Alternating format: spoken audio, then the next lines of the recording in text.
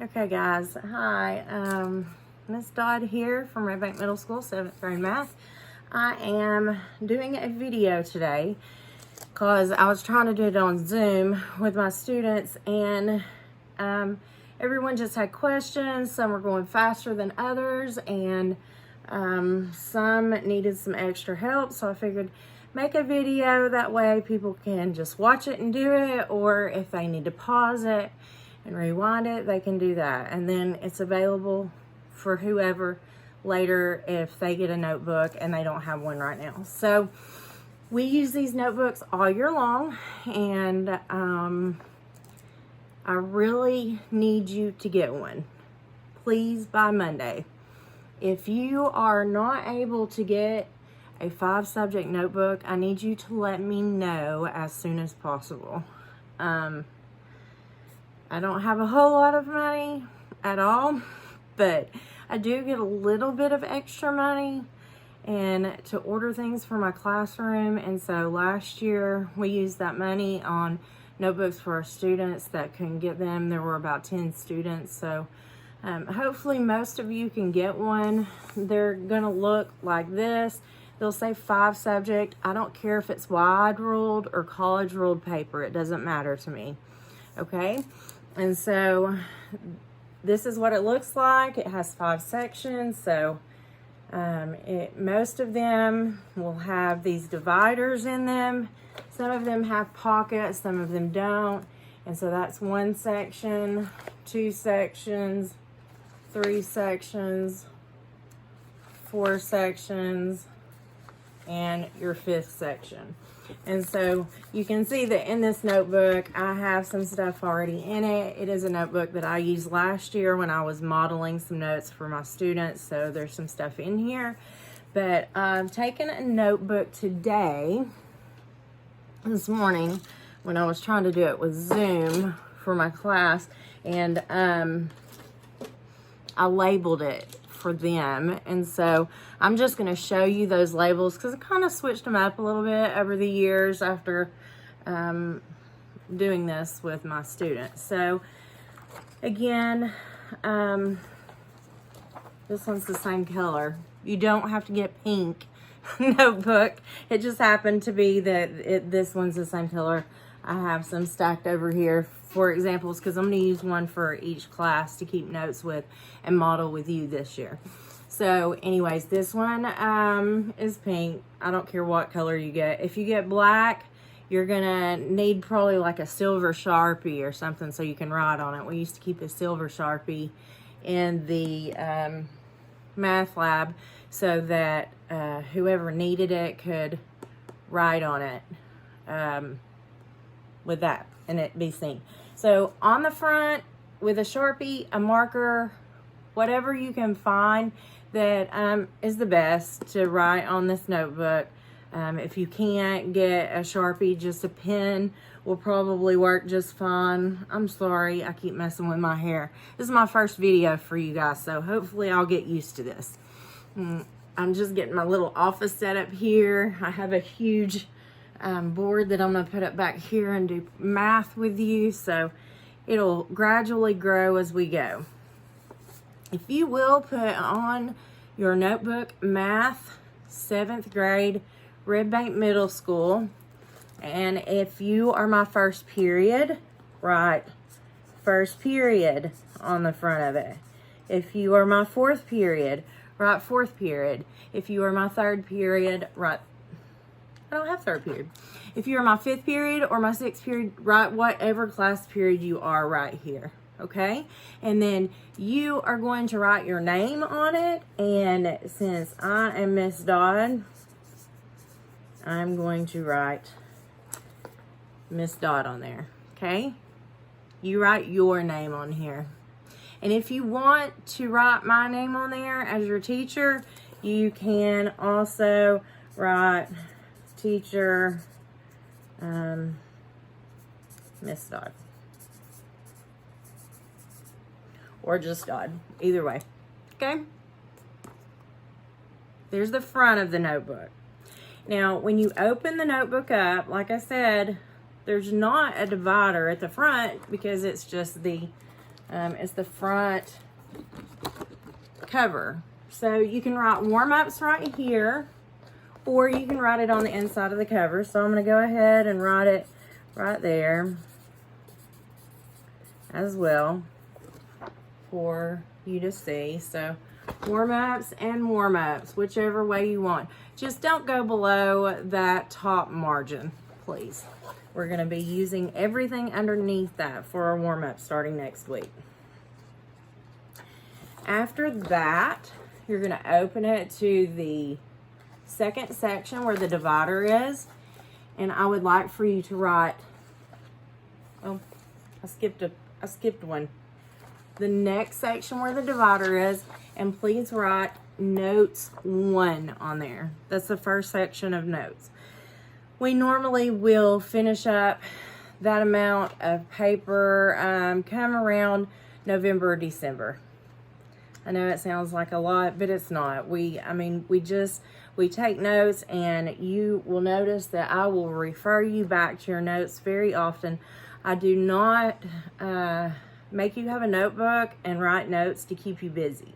I do it so you will have a resource to use when you need a resource to use. When I'm not around, when your classmates aren't around, you'll have it. Okay, so the next section, you're going to write notes 2 on that section.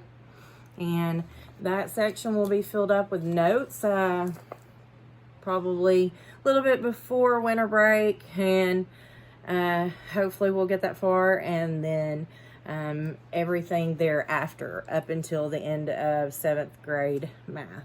Okay, and so then you're gonna go to the next section, and that is going to be your section for digital and data.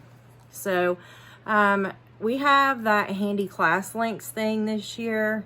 You go into class links, it has all your apps where you go to, and since you're already logged in your Google, it takes you straight to iExcel. You don't need a username and password. For iReady, you don't need a username and password. It just takes you and it logs you right in, which is really awesome. So you don't have to keep up with all that information, because last year and the year before, we would have to put all of our students' login information here so they could keep up with it. But the section is also used for your scratch paper when you are on digital, Khan Academy, iReady, iExcel, all of those things.